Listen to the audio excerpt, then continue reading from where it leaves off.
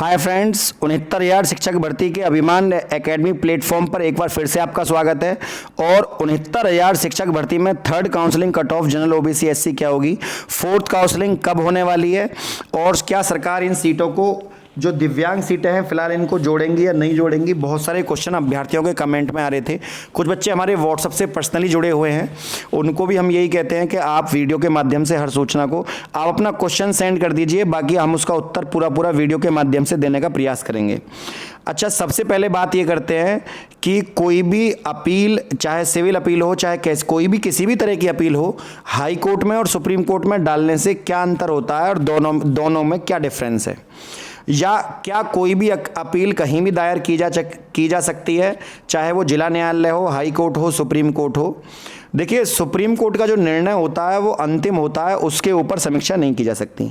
लेकिन high court का जो निर्णय है उसके ऊपर समीक्षा की जा सकती है, और हाई कोर्ट का जो निर्णय होता है वह परिवर्तनीय है, उसको आगे जाकर चैलेंज किया जा सकता है।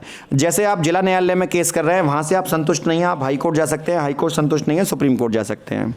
अब अलग अलग तरीकों से अलग अलग टीमें जो हैं उसमें अपना अपना संघर्ष कर रही हैं और अभ्यर्थियों को न्याय दिलाने का पूरा प्रयास कर रही हैं।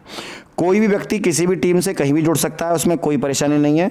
अच्छा, यदि सभी टीमें सुप्रीम कोर्ट चली जाती हैं तो कम से कम एक ऑप्शन हमारे पास हाई कोर्ट का भी होना चाहिए सीटों को जुड़वाने के लिए।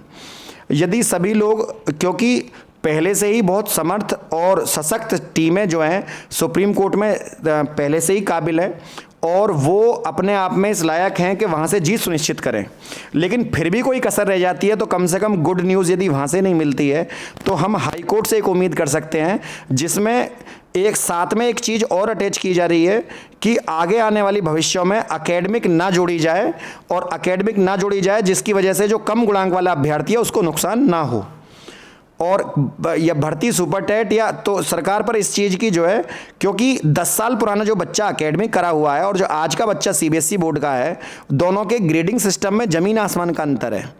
पहले थर्ड सेकंड आती थी या फर्स्ट आती थी तो बहुत बड़ी बात थी, 75% नंबर पर बोलते थे डिक्टेंशन आई है, 75% नंबर। और अब आज की डेट में जो बच्चे हैं वो 90 नंबर भी ले आए हैं, 92 नंबर भी ले आए हैं। डीयू में कट ऑफ 100 आउट ऑफ 100 लगी है कॉमर्स की।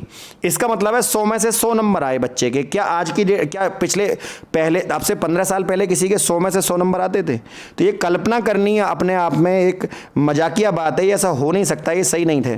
तो उन नंबरों को आज के समय में जोड़ना, ये कहीं ना कहीं बीएड, विशेष तौर पर बीएड वाले छात्रों के साथ जो है ये अन्याय है। अच्छा, हमारे पास दोनों ऑप्शन खुले हुए होने चाहिए कि हम सुप्रीम कोर्ट में भी उस चीज़ को लड़ें और हाई कोर्ट में भी। और मैं ऐसे जो अभ्यर्थी लगे हुए हैं उनका बड़ा अभिनंदन करूंगा, बड़ी प्रशंसा करूंगा कि अभी भी अभ्यर्थी जो है अपने कार्य में सशक्त रूप से लगे हुए हैं। लेकिन मैं ऐसा कोई भी अभ्यर्थी जो सुप्रीम कोर्ट में जाता है या हाई कोर्ट में जाता है, वो 22,000 सीटों को जुड़वाने के लिए पूरी तरह से प्रयासरत, तन मन धन से होना चाहिए, और अभ्यर्थियों को न्याय दिलाने का पक्षधर वो अभ्यर्थी होना चाहिए। अच्छा, अब कोई भी याचिका यदि हाई कोर्ट में डाली जाती है तो हाई कोर्ट में जो याचिका डल रही है उसके ऊपर बहस होती है, सिंगल बेंच, डबल बेंच। तो हाई कोर्ट में कोई भी, देखिए, पहले 60% का कट ऑफ मुद्दा था, सबसे पहले हाई कोर्ट में डाला गया था और वो डायरेक्ट सुप्रीम कोर्ट में नहीं गया था। पहले हाई कोर्ट में जाते हैं सिंगल बेंच, फिर डबल बेंच जाते हैं, फिर सुप्रीम कोर्ट में जाते हैं। इलेक्शन का समय है और मुझे नहीं लगता कि सरकार किसी भी मैटर को इतना लंबा खींचेगी। सरकार का जब खींचने का मन होता है सरकार तभी खींचती है, आपने देखा भी होगा भली भांति। तो यदि सरकार का मन है तो वो किसी ना किसी स्तर पर उस बात को रख देगी, और हमारे द्वारा भी पूरा प्रयास किया जा रहा है इन सीटों को जोड़ा जाए। अच्छा, ये कभी भी तय नहीं होता किसी भी केस में कि याचिका लाभ मिलेगा या नहीं मिलेगा। क्यों? क्योंकि हमारा संघर्ष किसी को याचिका लाभ दिलाना नहीं है, हमारा संघर्ष है कि 22,000 सीटें जुड़ी जाएं, और 22,000 सीटें जुड़ने का मतलब ये है कि उस बच्चे का नंबर आ जाना, उसमें सर्वहित छुपा हुआ है। सर्वहित का मतलब है सभी का हित छुपा हुआ है। अच्छा, क्योंकि इतनी नीचे लिस्ट गिर जाना, ऐसा तो नहीं हो सकता कि याची लाभ में कोई बच्चा 52% नंबर लेकर जुड़ा हुआ है तो उसका 52% पे नंबर आ जाएगा। भाई, लिस्ट भी कोई चीज़ होती है, कल को कोई बच्चा जिसको जो 62% नंबर है वो ये नहीं कहेगा कि मेरा 62% पर नंबर नहीं आया, याचिका लाभ वाले का 52% पर नंबर आ गया। तो ये चीज़ें अपने आप में अनुचित है। एक लिस्टिंग होती है बाकायदा उस तरीके से। अच्छा, बाई चांस ऐसा हो जाए कि सरकार जो जज साहब हैं, कोई भी जज, सुप्रीम कोर्ट हो या हाई कोर्ट हो, याचिका लाभ अपने आप ही दे दे कि हम ये जो हमारे पास याची आए हैं हम इनको लाभ दे रहे हैं, लेकिन सरकार भी नहीं चाहती कि पूरी भर्तियों को, सारी सीटों को जोड़े। कभी कभी ऐसा हो जाता है कि सरकार ये कह देती है हम सारी सीटों के पक्षधर नहीं है, जो सामने वाली पार्टी है हम इनको याचिका लाभ दे रहे हैं, इनको हम जोड़ देते हैं। तब ऐसा हो जाता है कि हमें याचिका लाभ मिल जाए। लेकिन हमारा मोटिव जो होना चाहिए, देखिए मोटिव हमारा यही होना चाहिए कि सभी का हित हो, कम गुणांक वाले बच्चे का भी इस लिस्ट में नंबर आ जाए। वो अपने आप में याचिका लाभ से बड़ी बड़ी बात है, क्योंकि उस स्थिति में जो अभ्यर्थी याची बने हैं उनका भी नंबर आ जाता है, और जो अभ्यर्थी याची नहीं बने हैं उनका भी नंबर आ जाता है। क्योंकि हर अभ्यर्थी इस लायक और सशक्त नहीं है कि वो कुछ पैसे खर्च करके और याची बन सके। अब मेरा जो मानना है, दोनों ही स्तर पर लड़ाई जारी रहनी चाहिए, हाई कोर्ट में भी और सुप्रीम कोर्ट में भी। ये नहीं मानना एक अभ्यर्थी, मैंने अभी आपको बताया था, उसको कॉमन नंबर दिया गया है, और तो जिसको कॉमन नंबर दिया गया है अभ्यर्थी को, उसको याचिका लाभ मिल गया। अब जिसको याचिका लाभ मिल गया तो उसको एक नंबर से जो मिलने वाली सुविधाएं हैं वो उसको मिलेंगी।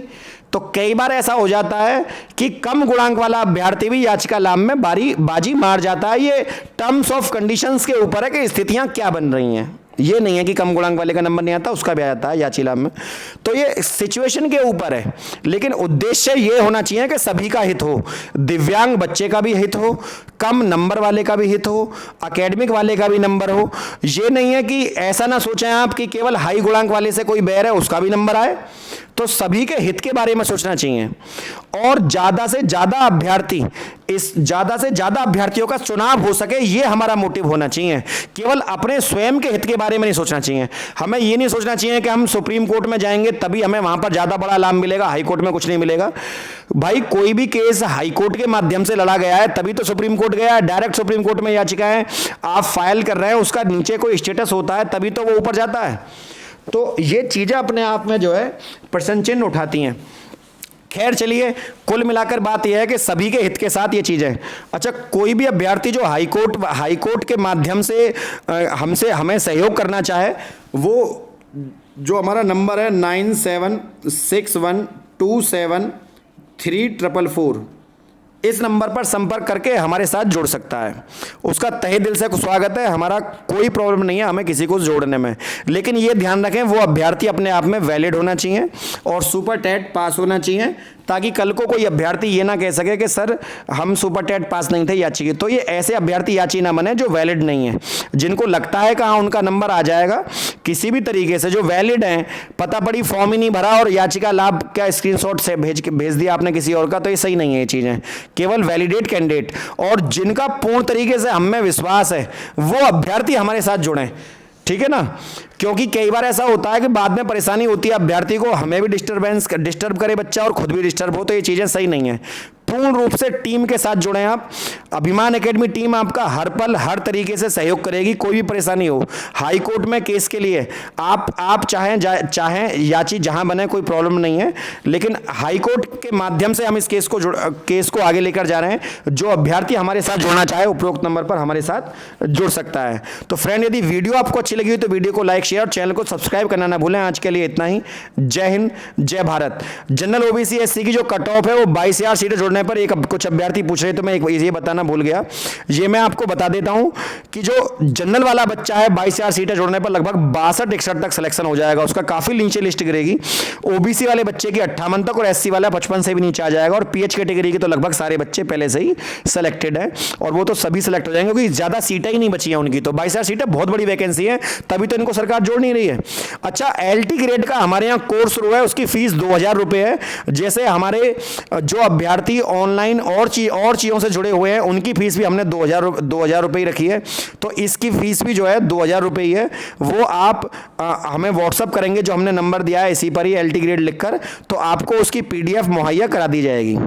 फीस का भुगतान आपको ऐसे ही करना है जैसे आप पहले से करते आए हैं। तो फ्रेंड, यदि वीडियो आपको अच्छी लगी तो वीडियो को लाइक शेयर, चैनल को सब्सक्राइब करना ना भूलें। आज के लिए इतना ही। जय हिंद, जय भारत।